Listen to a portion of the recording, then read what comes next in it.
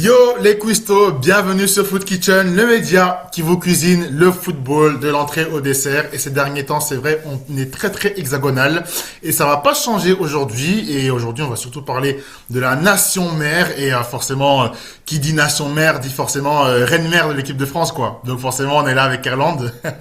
Irlande, comment tu vas? Exact. Hello, bah moi ça va bien, contente de te retrouver. Bah ouais, ça faisait un bail, donc du coup, C'est ça. c'est le moment des bilans forcément, donc c'est toujours un peu particulier. Aujourd'hui, on va parler du bilan de l'équipe de France où 4-5 points, on verra le temps que qu'on aura, parce qu'il y a Mm. pas mal de choses à dire. Donc voilà, on va faire un petit bilan sur ce qu'on a aimé comme match, ce qu'on n'a pas aimé, autant les matchs que les joueurs. Je sais que certains parmi les auditeurs aiment le sang, donc il y aura du sang aujourd'hui. Voilà. Mais on va commencer d'abord avec un truc assez positif. Allez, je vais te lancer d'abord sur le match que tu as préféré de l'équipe de France en 2025. Alors le match que j'ai préféré en 2025, c'est le match France-Ukraine, celui du 13 novembre. Ok. Il était assez fort et moi je trouvais que c'était le plus abouti. Puisque si tu veux, depuis le début de l'année, on n'est pas satisfait du tout de l'équipe de France, que ce soit par rapport à son milieu, que ce soit par rapport à la défense, que ce soit par rapport à l'attaque. On n'arrivait pas encore à trouver cet équilibre-là de la nouvelle génération de l'équipe de France. Hmm. Et je trouve que le match du 13 novembre, il est assez abouti. On commence déjà avec une première mi-temps qui est assez compliquée, où on a un mur ukrainien qui empêche, par exemple, Ryan Cherki d'avoir ce jeu aérien, d'avoir ce jeu normal. Et, euh, et en fait, j'ai trouvé que la deuxième mi-temps, les Bleus étaient installés et c'est comme ça qu'on a pu percer, percer le mur ukrainien. Notre point faible, vraiment, c'était le milieu. Et avec le retour de Kanté, ah, franchement, un grand Ah, ça support. change tout. L'homme à quatre poumons, il était partout. Et là, pour le coup, toutes nos craintes qu'on avait courant de l'année, bah là, on était apaisés. En fait, tu sais, quand tu sais que ta maison est safe, parce que tu as Ouais. laissé les clés à la bonne personne, et on avait tant. Ouais. C'était juste un régal. Un Et régal. ce qui est fou, c'est que la personne à qui on donne les clés de l'équipe de France, il fait 1m70, quoi. C'est incroyable. Mais il sait tellement tout faire. Waouh. Il sait tellement tout faire. Mais Et tout j'en faire. reparlerai de cet entrejeu-là un peu plus tard, peut-être pas forcément en bien. Exactement. Mais il est vrai que la capacité qu'on a eue face à l'Ukraine à faire preuve de réaction, ce sera super Ouais. utile en Coupe du Monde face Mm. aux équipes qui, parce qu'il faut dire ce qui est, on sera favori parmi les grands favoris. Et C'est ça. quand tu joues, alors c'est vrai qu'en Coupe du Monde, peut-être que on peut me donner tort à ce que je vais dire, mais les nations peuvent tenter de mettre le bus justement, de mettre le mur face aux favoris. Et justement, je Mm. pense que c'est dans les petits détails, dans les petites interstices qu'il va falloir s'infiltrer, souvent en deuxième période, parce que C'est ça. généralement, bon, ça reste des pros, hein, donc ils peuvent tenir 45 minutes la première Mm. mi-temps, les adversaires. Mais c'est vrai que le match contre l'Ukraine, qui était d'ailleurs fort symbolique aussi, C'est a ça. aussi été une belle leçon, j'avoue, Il y avait j'avoue. une très belle harmonie aussi avec les joueurs. Je trouvais que ça composait. En fait, chaque poste jouait. En fait, il y avait un jeu qui était ensemble. Ils jouaient ensemble. Et Mm. c'était vraiment beau à voir. Et c'est quelque chose qu'on n'a plus vu depuis la Coupe du Monde de 2022 pour le coup. Ouais, bien Donc, sûr. ça faisait vraiment beaucoup de plaisir. Et quatre buts en une seule période, 100%, et 4 buts 100% bleus, je tiens à préciser, parce que on a déjà eu ce score-là, mais c'était 4 buts 100% bleus par rapport au match de France-Espagne de la Ligue des Nations, où on avait 4 buts, dont un contre son camp. Là, c'était J'arrive. 4 buts 100% bleus, et c'était vraiment agréable. Tu me fais une excellente transversale parce que je comptais parler de France-Espagne. Donc la télépathie est déjà parfaite là, c'est magnifique. Ah, c'est parfait. Non, mais j'allais parler de France-Espagne. Alors, ça peut surprendre peut-être quelqu'un parce qu'on a perdu. Mais Hum, j'ai retenu ce match, je me souviens d'avoir vu avec des potes et tout ça, hum, enfin, faut se souvenir d'où on vient pendant ce c'est match-là. vrai. La masterclass que l'Espagne était en train de nous offrir dans ce qui Hum. était, rappelons-le, une finale pour le Ballon d'Or, enfin selon certains. Après, on a vu le Oui, résultat. c'est là que Et se jouait voilà. le ballon d'or pour certains. Pour certains, voilà. Mais c'était un match rempli d'enjeux. Il y avait l'enjeu dans l'enjeu. Et la France n'a pas malheureusement réagi au début. Et en fait, je suis content de ce match. Je suis content bien sûr de la réaction. On a perdu 5-4. Hum, On était vraiment mal mené. Mais ce qui m'a plu, c'est que Didier Deschamps et je vais beaucoup parler de lui aujourd'hui, Didier Deschamps a eu une bonne leçon. En fait, quand tu Hum, décides de mettre un vrai numéro 10, ça hum, change quelque chose. Pas un faux numéro 10, pas un numéro c'est 6 ça. qui s'invente numéro 10 ou un numéro 8 qui s'invente numéro Hum, 10. Un vrai numéro 10 qui sied en fait au football moderne, comment dire, qui ne perd pas pied en fait quand il doit aller vers la surface adverse. Il est dans son élément en fait quand il doit connecter avec l'attaquant, avec les ailiers, avec l'entrejeu derrière, exactement. qui est vraiment dans son aise. Et désolé, mais on n'avait pas cet entrejeu là depuis Hum, Griezmann peut-être. Donc, c'est vrai. et le fait que Didier Deschamps était quelqu'un qui était habitué à bricoler alors qu'il avait les joueurs de qualité depuis un moment. Voilà, Didier Deschamps, et j'en parlerai dans une autre rubrique, j'ai beaucoup à dire. Euh, Écoute, beaucoup. mais il y a toujours cette chose avec Didier Deschamps de ne pas sélectionner le joueur qui semble évident. Et ça faisait un Exact. moment que Cherki faisait l'évidence en fait auprès des suiveurs. Et quand il est rentré, ben on a vu la différence. Et non seulement Changer le ça match. a changé le truc, ça a changé le match. Et ça a aidé, en plus, ça a été une aide ensuite pour Olysée, pas dans ce match-là, mais je veux dire par la suite, parce qu'en fait, les gens se Hum, sont rendu compte que, bon, qu'Olysée soit bon ou pas bon, j'ai besoin d'indices. Quand Cherki était pas là parce qu'il était absent ou je sais pas quoi, il a quand même choisi de mettre Olysée, même si Olysée, des fois, semblait un peu transparent sur certaines périodes, parce que il c'est fallait vrai. mettre un numéro 10. Donc, ce match contre l'Espagne a permis de valider le fait, enfin, l'importance d'avoir un numéro 10 et du coup de fluidifier pardon, le jeu français. Exactement. Et le but de Cherki, il a été libérateur sur ce match. Oh, Il ouais. était Les incroyable. chartistes. Pour moi, c'est le plus beau but. Ça, vraiment, Pour moi, le plus beau but des Bleus ah ouais, bien sûr. Et de c'est cette le plus année. beau. C'est un des plus beaux matchs individuels pour moi sur une mi-temps ou presque. Non, ce qu'il a fait, Cherki, c'est même moi, il m'a fermé C'était la bouche. incroyable. Ah, bien J'ai sûr, bien crié. sûr. Non, j'ai crié. Non, franchement, Bah écoute, incroyable. en parlant de cris, on va parler maintenant des pires matchs. Qu'est-ce qui t'a fait crier Alors, Est-ce qu'on a le même? le match précédent, celui que j'ai commenté d'Ukraine, je l'ai vu au stade. Et celui-ci aussi que je vais dire qui m'a laissé le plus de crainte, c'était France-Irlande. Donc, Ah, c'était le premier match, si je ne me trompe pas, un des premiers matchs de la rentrée. Et on termine le match avec un score de 2-1. Mais je sors du stade sans avoir la sensation d'avoir gagné le match. C'est-à-dire que tu es dans cette victoire qui est très amère. Cette victoire qui est très amère. Et en fait, le milieu, pour moi, il m'a laissé sans voix, mais de manière très négative. Très négative. On sentait qu'on était un peu. Que les Bleus ne trouvaient pas leur équilibre, qu'ils ne trouvaient pas le jeu. Il y avait beaucoup de pertes de balles. En fait, si tu veux, c'était un match dit facile. C'était un match dit facile. Et là, bizarrement, on n'a pas réussi à cartonner pendant ce match. C'était vraiment un match désagréable. Et malheureusement, il y a l'erreur d'Olysée sur ce match où Olysée tente de dégager la balle et malheureusement, il fait une passe un peu ouais. trop courte. Et tu as le joueur ukrainien qui la met directement dans les filets. Et ça, c'est une erreur qui peut faire très mal dans les phases de Et qualification. Olysée l'a quand même ramassé. Enfin, il a senti, enfin, il a vu à quel point on avait un peu marre de sa flemmardise. Parce que on dit un peu, c'est Mmh. un peu le chill guy, un peu le gars un peu flemmard et tout ça. Nonchalant, oui, Nonchalant, voilà. mais là, c'était un peu trop. Voilà, c'était pas, en fait, les premiers matchs, ces premiers matchs-là, c'était pas les meilleurs matchs de référence d'Olysée, par exemple. Euh, Franchement, c'était un match qui était désagréable. Il était très dur à regarder. Et on se dit que on peut pas aller en Coupe du Monde avec une telle équipe. C'est pas possible. Et c'est pas possible. En fait, c'était un match qui était censé nous apaiser, nous rassurer. Et au contraire, c'est un match qui a relevé encore de nombreuses craintes, que ce soit au niveau de l'attaque, que ce soit au niveau du milieu. La défense était à peu près ça, mais il n'y avait que ça qui tenait comme poste. Donc Hmm. vraiment, le match France-Islande, c'était le plus. Et précisons que oui, c'était même pas l'Islande de l'Euro 2016, quoi. C'était même pas l'Islande qu'on a connue, le fameux clapping qui était. Ouais, C'est vrai non. qu'ils étaient connus pour le clapping, mais sur le terrain, c'était aussi super chaud, quoi. Mais là, c'était pas du tout celui-là. J'imagine même pas ce que ça aurait donné, honnêtement.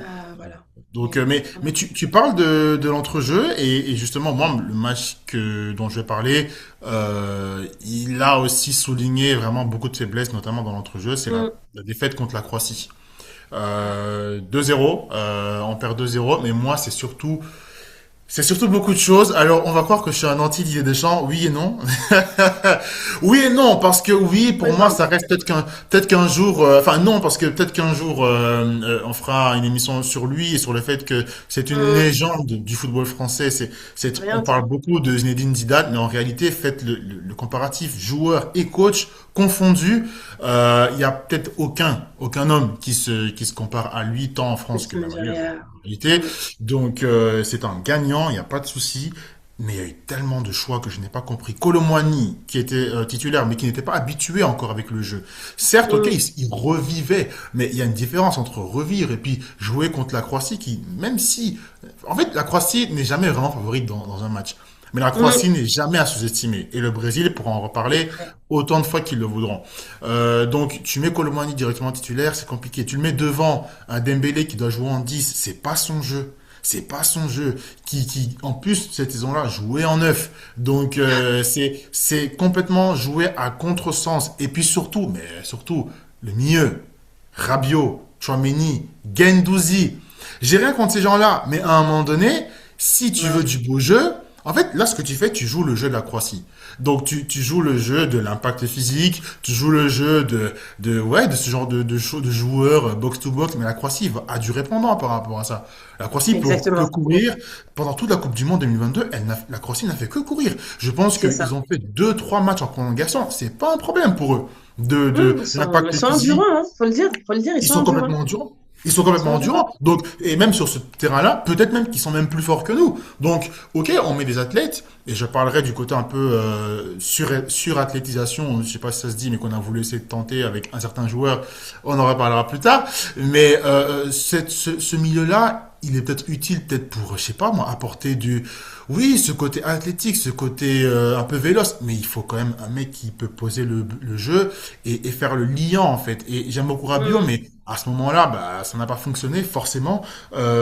Et puis, bah, mauvais timing de remplacement parce que sur le banc, attention, t'avais des maestros, mais il les a pas mis, hein, Deschamps. Enfin, il a attendu pour les mettre. Et ça, on lui a beaucoup reproché.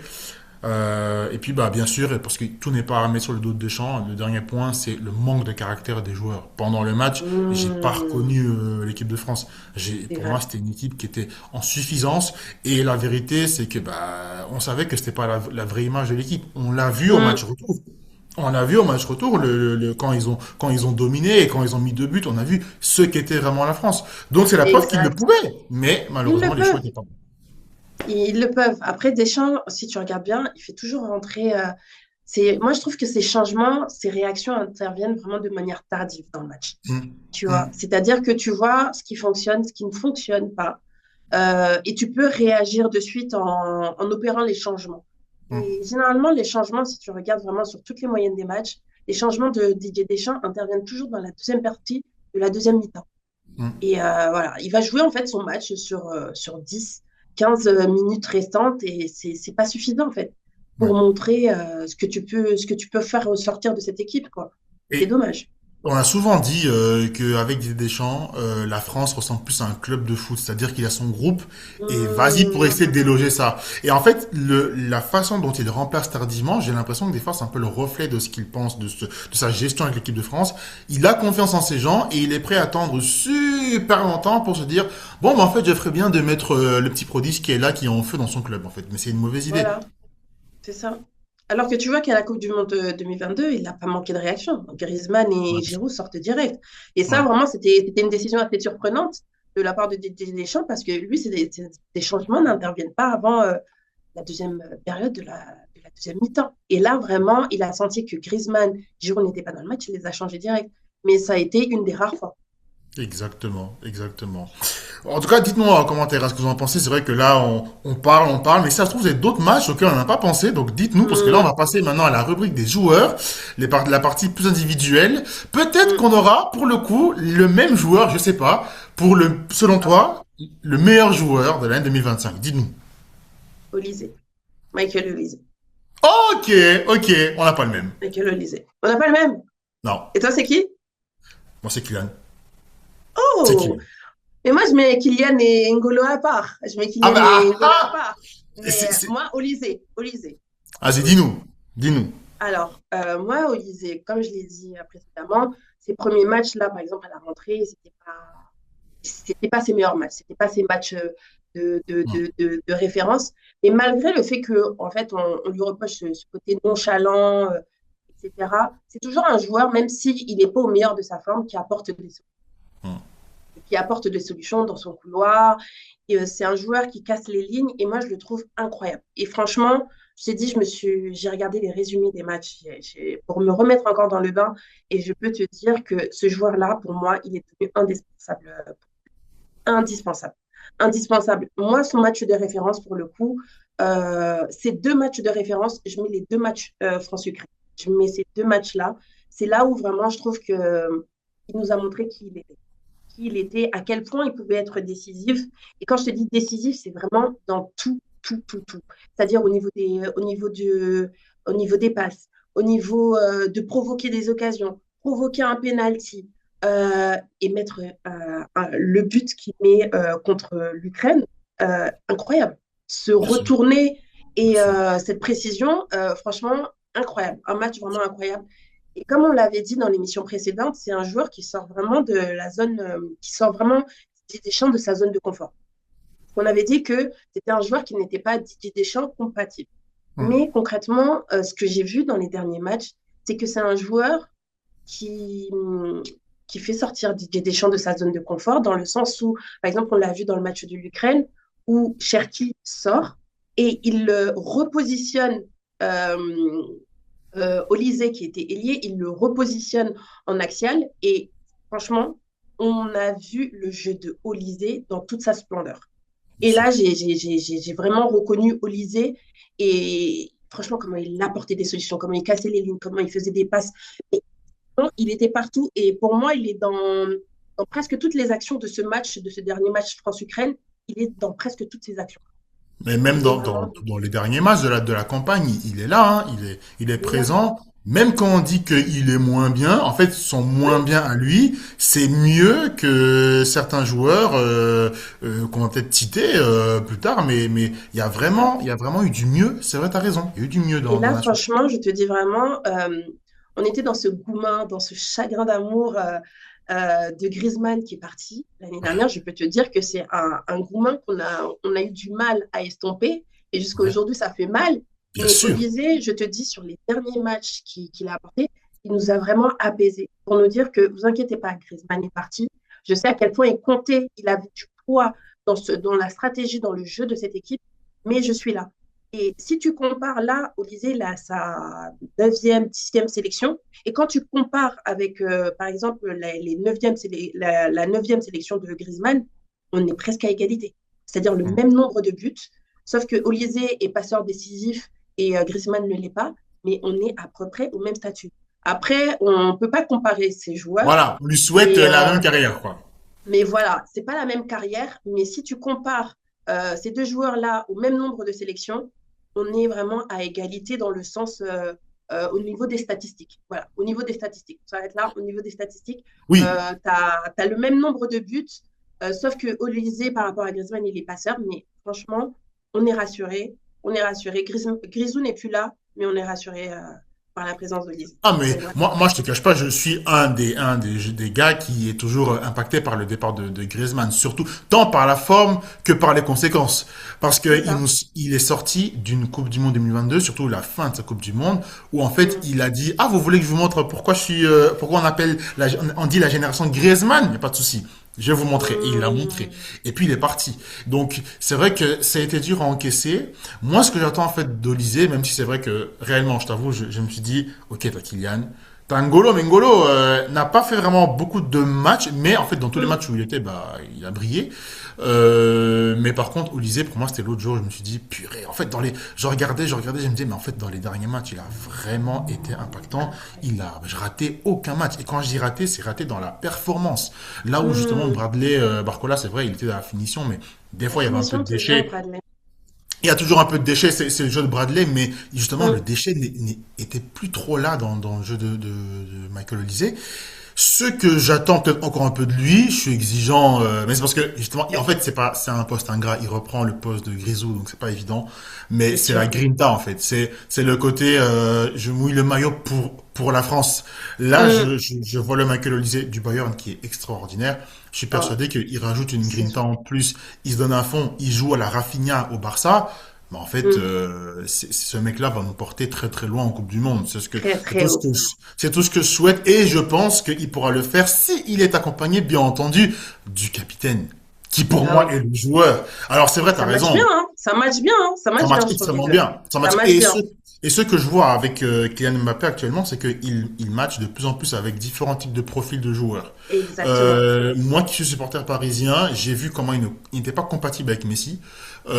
Et Hum, là, clairement, je vois la différence. Alors quand je dis pas compatible, ils ont quand même fait de grandes choses, ça reste de grands joueurs, hein. hum. Mais clairement, au PSG, il y avait quelque chose qui manquait, on l'a vu en Ligue des Champions. Et là, actuellement, Olysée, c'est aussi un joueur qui fait jouer, qui est un peu un meneur de jeu à la Messi. On se comprend, c'est juste dans la forme. Mais là, du coup, clairement, il arrive à jouer avec lui. Et en fait, Kylian, je disais que Michael, on a besoin de lui pour aller très loin en Coupe du Monde. Mais Kylian, c'est la nécessité. C'est la Ah, nécessité. mais C'est alors tu as Mike Maignan aussi parce que Chevalier actuellement est un peu est moins bon que d'habitude. hum, Mike Maignan et Kylian, ce sont des nécessités, mais je préfère et bien un sûr rock Goul solide. et je préfère m'attarder sur Kylian parce que en fait j'ai pris une statistique qui est vraiment méchante, c'est que Kylian est Écoute. impliqué dans 57% des buts de l'équipe de France.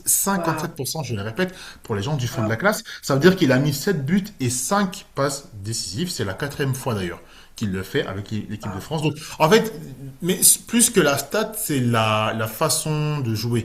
Il joue en taille patron. Je trouve que vraiment là, l'équipe, elle est Hum, à lui. Elle est à d'accord avec lui toi. et là pour le coup on n'a pas de contestation. Là où j'avais l'impression Hum, avant qu'il forçait un peu, bah, pour le coup je trouve que non. C'est vraiment lui le patron en fait. Donc je suis d'accord bah avec voilà, toi. Il s'est on établi pourra. en tant que capitaine. Et là, Ouais, ouais, ouais. indiscutable pour le coup. Ah, il est indiscutable. Capitaine. Là, vraiment, il est indiscutable. Il est sur la lancée. Alors déjà qu'il va battre le record de Giroud dans 2 minutes, mais je Ouais. pense qu'il pourra devenir l'un des plus grands capitaines de l'histoire de l'équipe de France. S'il vous plaît, c'est pas le Et Suriname là. Et j'ai tout le respect pour nos fans de Suriname qui nous regardent. Mais là, c'est hum, autre chose. Donc là, la dimension qu'il a prise tant au Real que bah, à l'équipe de France, c'est énorme.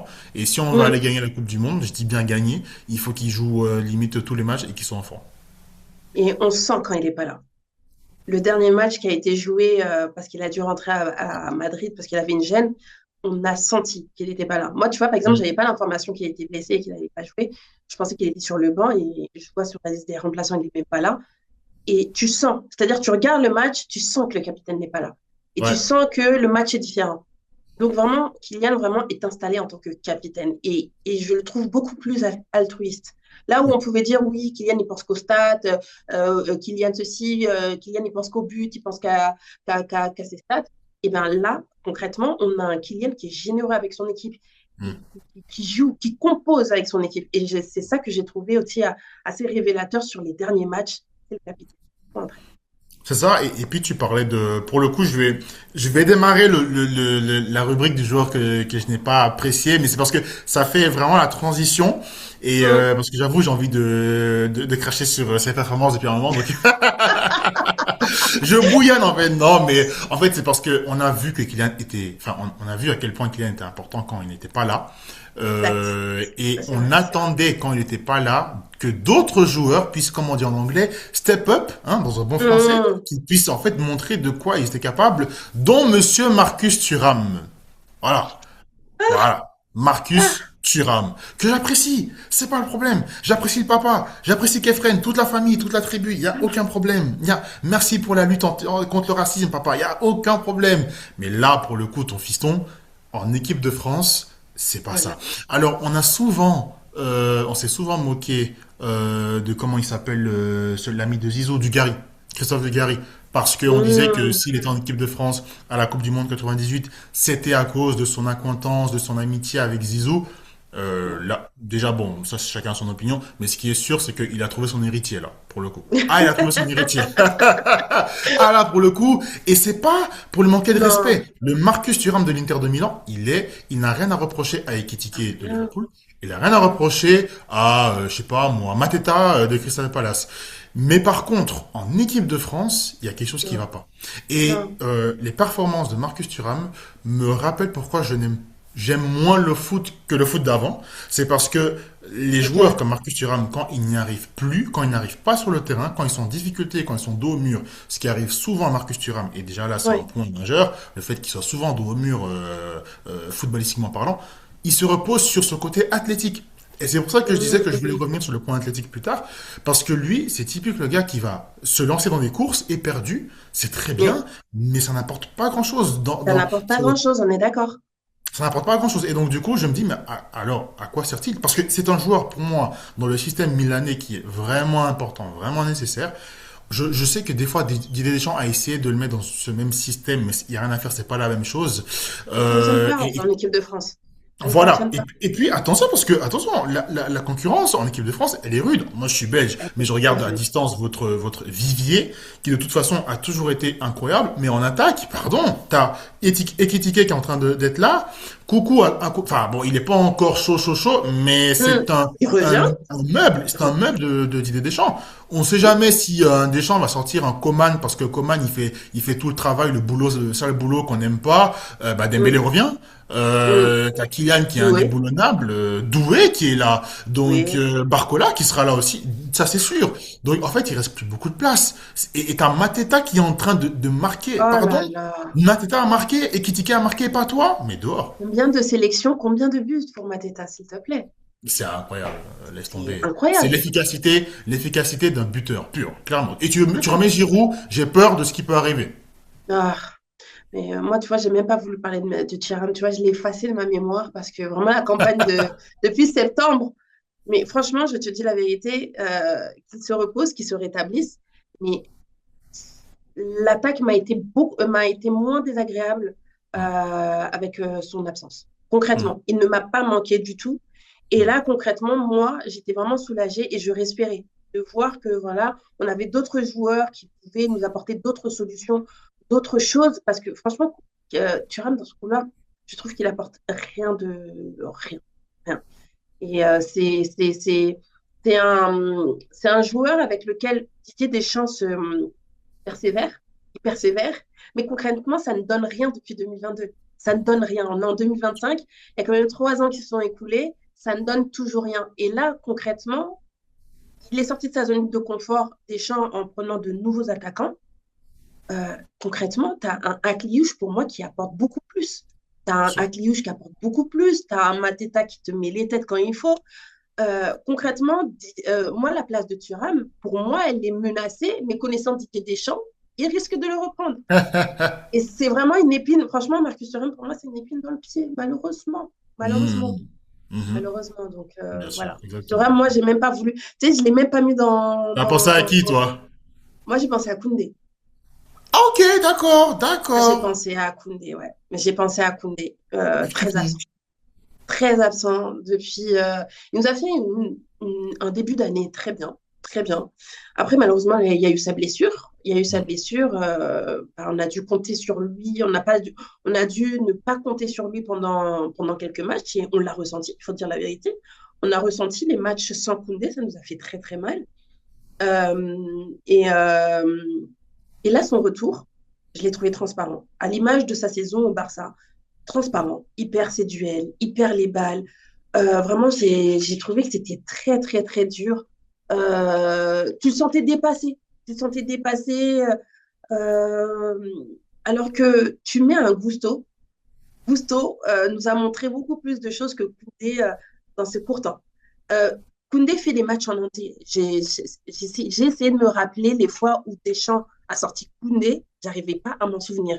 Mais là, il y a eu un match là qui est très récemment. Deschamps a fait sortir Koundé.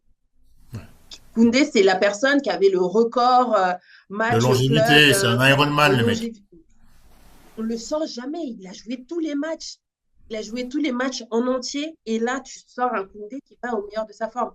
Et ça arrive. Ça arrive. On va pas lui jeter la pierre. Il y a des saisons où tu es moins bon. Tu peux pas être bon tout le temps. Il y a des saisons où tu es moins bon. Là, on est dans un down. On est dans un retour de blessure. C'est pas facile. Mais voilà. Si tu mets un Gusto à la place, Gusto nous a montré beaucoup plus de choses que Koundé depuis son retour. C'est, C'est très compliqué. Il est c'est une phrase diminué, qu'on n'aurait pas imaginé dire. C'est une phrase qu'on n'aurait pas imaginé dire et pourtant. c'est dur. Ah, c'est très dur. Franchement, dire ça de Koundé, c'est très dur. Mais il est diminué. Les retours de blessures ne sont pas évidentes.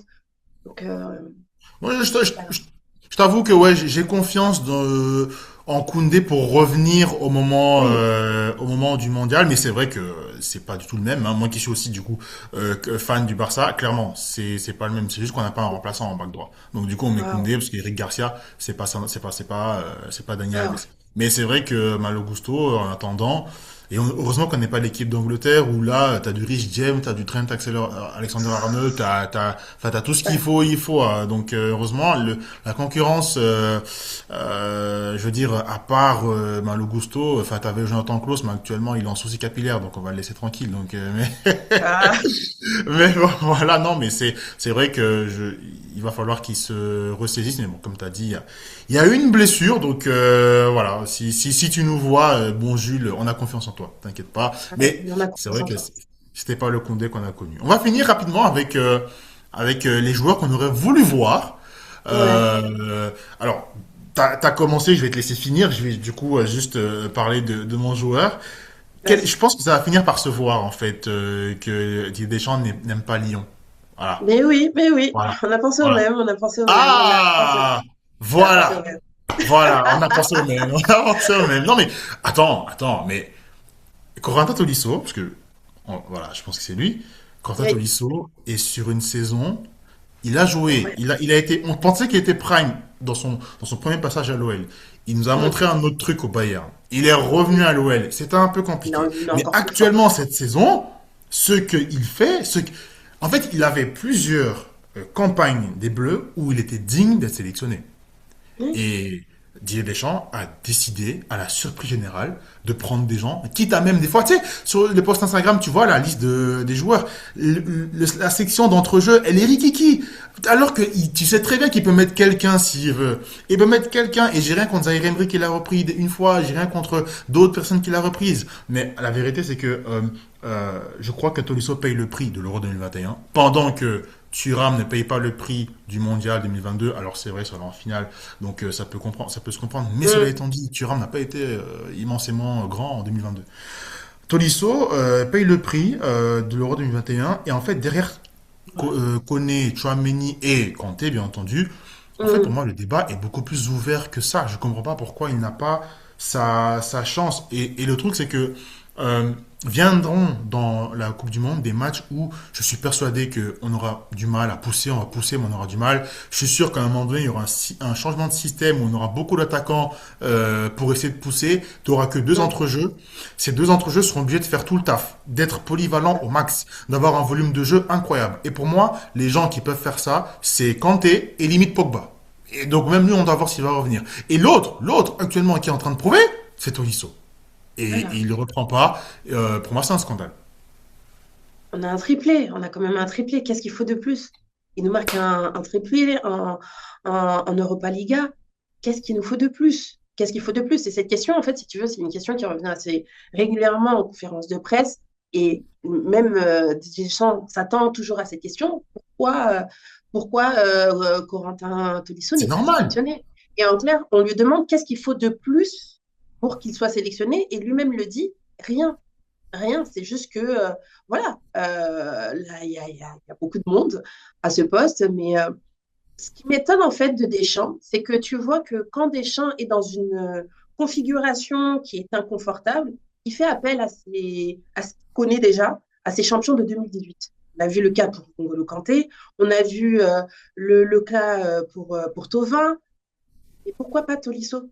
Pourquoi pas Tolisso? C'est-à-dire que tu as le choix de prendre ce que tu connais déjà, puisque Deschamps, c'est quelqu'un qui aime rester dans sa zone de confort. Il préfère faire avec ceux qu'il connaît plutôt qu'avec ceux qu'il ne connaît pas. Et ceux qu'il ne connaît pas, il l'appréhende d'une manière assez, voilà, à petits pas. Mais Tolisso, c'est un joueur qu'il connaît, qu'il a vu vraiment dans tout son parcours de 2018 et à l'Euro 2021.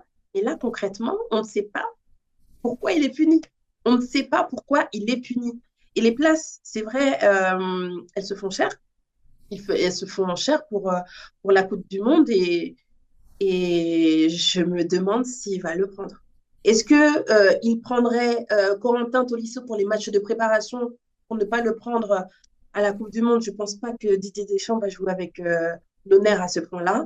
Mais vraiment, Corentin Tolisso, c'était, c'est, c'est peut-être sa dernière Coupe du Monde.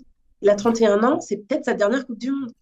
Donc, vraiment, grosse déception par rapport à ça. Grosse déception, mais voilà.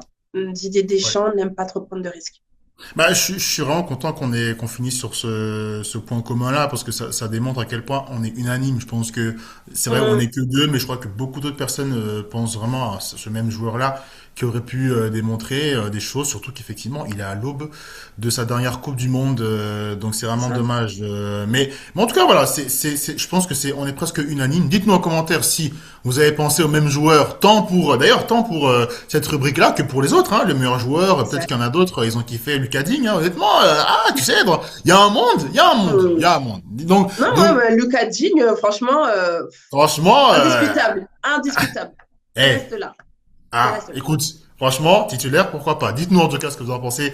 On est sur Instagram, sur TikTok, sur Twitter, sur YouTube, bien entendu. On a hâte de vous lire. Et n'oubliez pas de vous abonner aussi au compte Instagram de la dame ici, qui est très très experte là.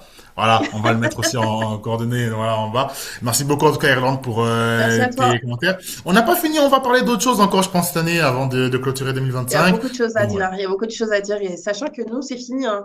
On n'a plus de matchs, on n'aura plus de matchs sur le territoire français. Tout va se jouer en exactement. extérieur.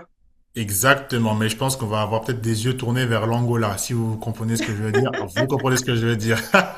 D'ici Exact. là, prenez soin de vous. Merci encore, Irlande, et ciao les Merci gars. à toi, Nate.